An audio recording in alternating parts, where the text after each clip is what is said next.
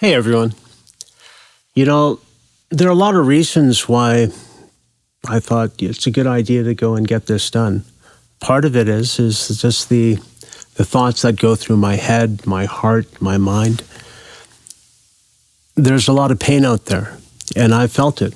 And, I've been to protests, I've written op-eds, I've given speeches, and been pounding my head against the wall, trying to make something good out of a really horrible situation, as I'm sure so many people are.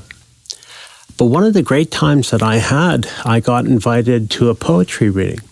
And amidst that poetry reading, there are a bunch of folks, and they're all young people, young women, young men, and old guys like me that got together, and we all read poetry or spoken word or whatever came to mind in a safe space.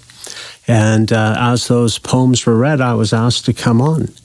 And normally I'll give a very straight ahead, straightforward speech.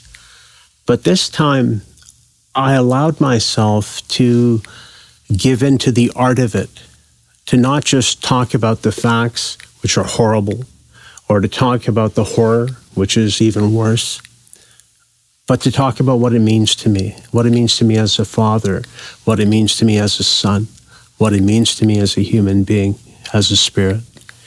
And it was very powerful. And we'll share clips of that, and you'll see the various folks there and what I had performed as well. And it was called Doing the Work. And part of this is doing the work. And this work is important. And this work continues. So over the last few weeks, during the constant bombardment in Gaza, many, many people have been killed. Not just the men, the women, the children, the babies, but the healthcare workers, the teachers, the United Nations people that are on the ground. They're getting killed too. But there have been a lot of poets who've been killed. And one of those poets, his name was REFAAT ALAREER. And one of the last things he wrote before he too was killed was this poem. And I'd like to share it with you because it touched me very deeply.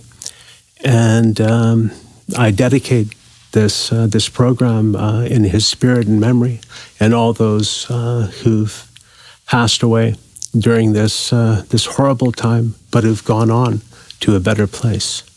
The poem is called If I Must Die. If I must die, you must live. To tell my story, to sell my things, to buy a piece of cloth and some strings. Make it white with a long tail, so that a child somewhere in Gaza, while looking heaven in the eye, awaiting his dad, who left in a blaze and bid no one farewell, not even to his flesh, sees the kite, my kite you made, flying up above, and thinks for a moment, an angel is there, bringing back love. If I must die, let it bring hope. Let it be a tale.